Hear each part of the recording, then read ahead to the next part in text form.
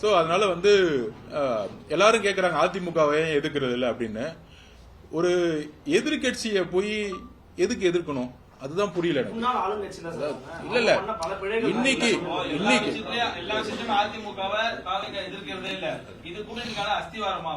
ஒரு நிமிஷம், அதிமுக பிஜேபியோட சேர்ந்த உடனே அடுத்த நாளே ஸ்டேட்மெண்ட் வந்துருச்சு, அதிமுக பிஜேபியோட சேர்ந்தது தவறு அப்படின்னு ரொம்ப தெளிவா ரெண்டு பேஜ் ஸ்டேட்மெண்ட் வந்து உங்களுக்கு வந்துருச்சு.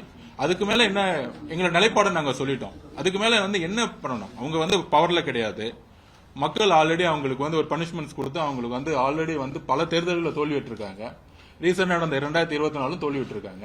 ஸோ எல்லா தேர்தலிலும் தோல்வியுற்று ஒரு கட்சியை எதுக்கு நாங்க வந்து எதுக்காக என்ன ரீசன், அதான் சொல்றேன்ல, ஒரு ஒரு ஆப்போசிஷன் பார்ட்டியை எதிர்க்கக்கூடிய ஸ்ட்ராட்டஜி என்னவா இருக்க முடியும்? மக்கள் வந்து திமுக ஜெயிக்க வச்சிருக்காங்க நீங்க சொல்லிட்டீங்க. அப்ப அந்த ஆட்சி கிளீனான ஆட்சி தானே. 2021 ஜெயிக்க வச்சாங்க. இந்த 4 வருஷம் என்ன நடந்துச்சு? அதுக்கு நான் சிறந்த உதாரணம் சொல்லிடுறேன்.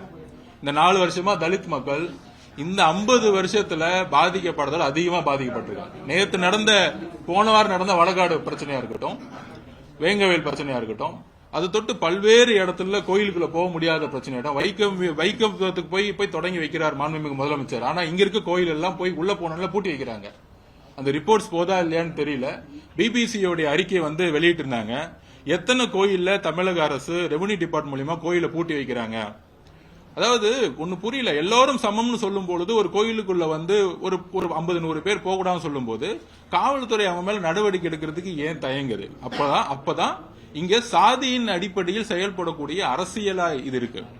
சோ ஆனா மக்கள் வந்து சாதியின் அடிப்படையில் ஒரு தலைவனை தேர்ந்தெடுப்பது கிடையாது. அது 2026 மாறும். அதே போல விவசாயிகளுடைய பிரச்சனை இன்னைக்கும் திருவண்ணாமலையில சிப்காட்ல போராடிட்டு இருக்காங்க. 500 நாட்கள் மேல திரு அருள் அவர்களை அரெஸ்ட் பண்ணாங்க, குண்டாஸ் போட்டாங்க. இது மாதிரி பல்வேறு பிரச்சனைகள். டாஸ்மார்க் 50,000 கோடி ரூபாய் சேல்ஸ் போயாச்சு. டாஸ்மார்க்ல 50,000 கோடி ரூபாய் சேல்ஸ் ஆகி மக்கள் வந்து பாதிப்பாயிருக்கும் பொழுது, ஆனா அதுல ஒரு பெரிய ஊழல் நடந்துகிட்டு இருக்கு. இன்னைக்கு வந்து ரைட் ஆகி இன்னைக்கு அதோட நிர்வாக இயக்குனர் வந்து இன்னைக்கு வந்து அண்டர் தி என்கொயரியில இருக்காரு.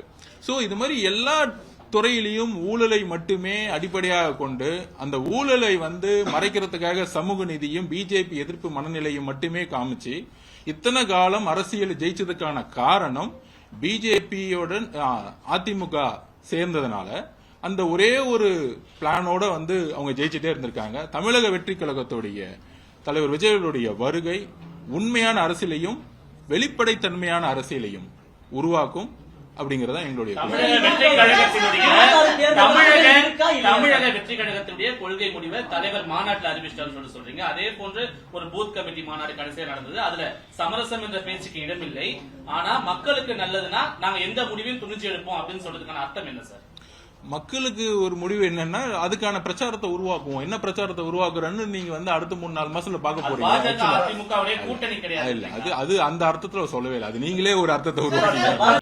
பிளே ஸ்டோர் மற்றும் ஆப் ஸ்டோரில் இருந்து பாலிமர் செயலியை QR கோடு மூலம் பதிவிறக்கம் செய்யுங்கள். செய்திகளை உடனுக்குடன் பெறுங்கள்.